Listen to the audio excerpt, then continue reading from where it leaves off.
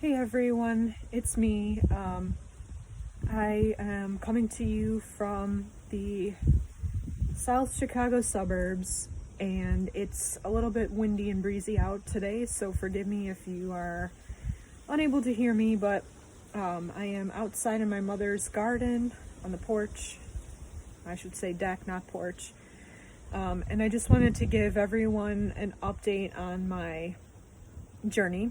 I am 5 months and 24 days post-op, so a little bit under 6 months post-op. If you are new to this blog, I had a procedure called pudendal nerve decompression surgery, and it is basically a peripheral nerve surgery in which they go in and identify the nerve, and they clear around the nerve to clear out scar tissue. And it was a confirmation of my diagnosis of pudendal nerve entrapment syndrome, which is a very rare pelvic nerve issue that is kind of controversial in the pelvic pain community. Many cadavers that don't have pelvic pain symptoms have evidence of entrapment, and some people that have confirmed diagnosis of entrapment and have had surgery have had success with surgery, albeit it takes a year to 2 years to really see profound results in that sense. So with me being sort of persistent, and I believe I have a degree of intuition that kind of told me that my journey in finding out what was causing my very specific left-sided pelvic and leg pain was not over. So in doing some research and with the help of my physical therapist and many other doctors over the years who have kind of guided me in the directions, as well as the help of people in the support groups that I'm profoundly thankful for that I found. I've made a lot of close friends in the pudendal neuralgia community, and they have given me suggestions on routes to go towards to rule out different things in terms of pain. So here I am, 5 months post-op, still in a grotesque amount of pain, if not worse than pre-op. And I'm thinking to myself, well, I could either wait for 2 years to try and figure out this nagging feeling that I've had that something more is wrong with me, or I can continue to go to doctors, which most people with my nerve disorder and or surgery are on permanent disability. They can't work. I am lucky enough to be able to work remotely a few hours a week, albeit not what I was working before surgery, but and I also have the thankful that I have good insurance and I'm able to go to doctor's appointments and I'm able to do these things. Otherwise I would not have been able to. So I decided to pursue another avenue, which is the vascular avenue of the pain.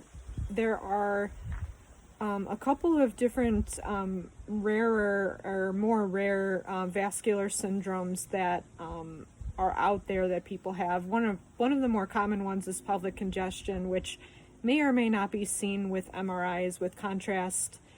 The other syndromes are Nutcracker syndrome, which involves compression of the veins in the kidney area, as well as May-Turner syndrome, which involves compression of the iliac vein and artery.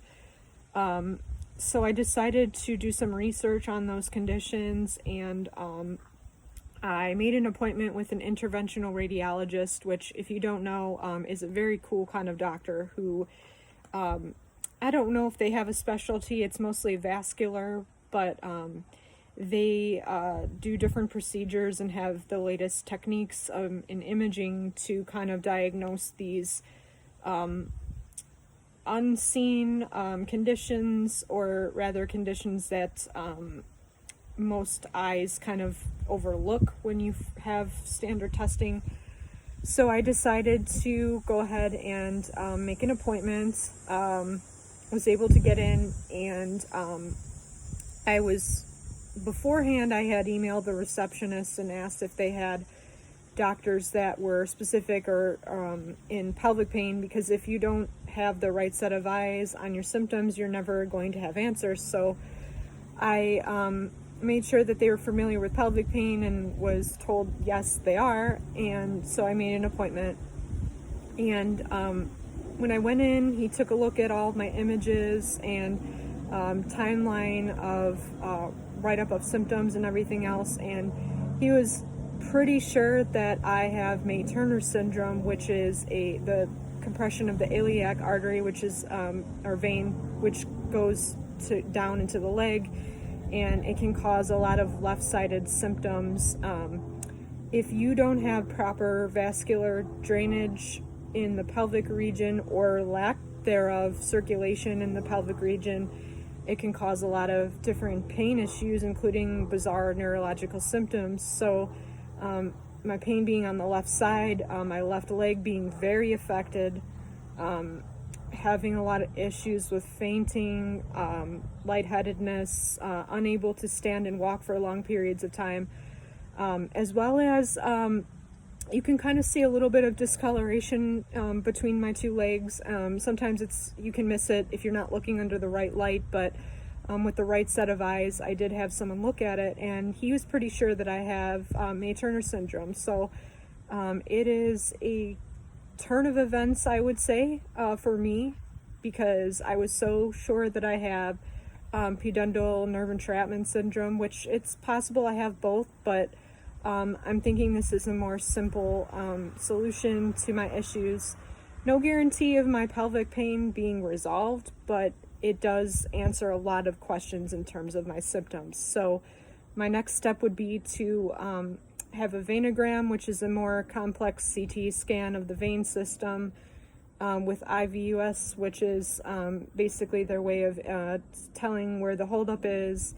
And if he sees holdup in either the pelvic nerve, not nerves, the veins, or the iliac vein, he's going to put a stent in, which is basically something that I live with for the rest of my life.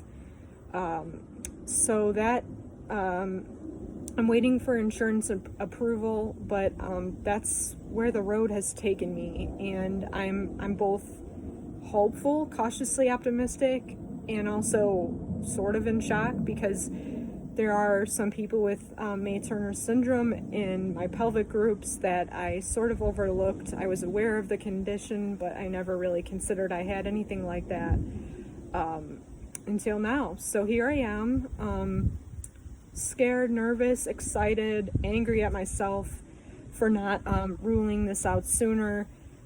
Sorry about my sudden movements. I had a freaking bee just land on my phone. So at any rate, yeah, a lot of mixed feelings, and I figured I would give you guys an update before my 6-month post-op video update. So that's where I am today. The nerve pain is pretty bad. I tried to take a walk earlier and I almost fainted because I was the nerve pain was so bad and I was just losing energy. So meanwhile, I'm just going to sit out here and enjoy the sun for a little bit and listen to some podcasts.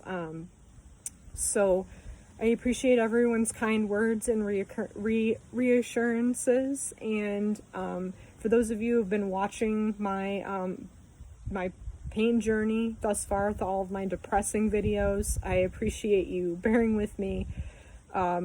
Cautiously optimistic, and I will keep you guys updated.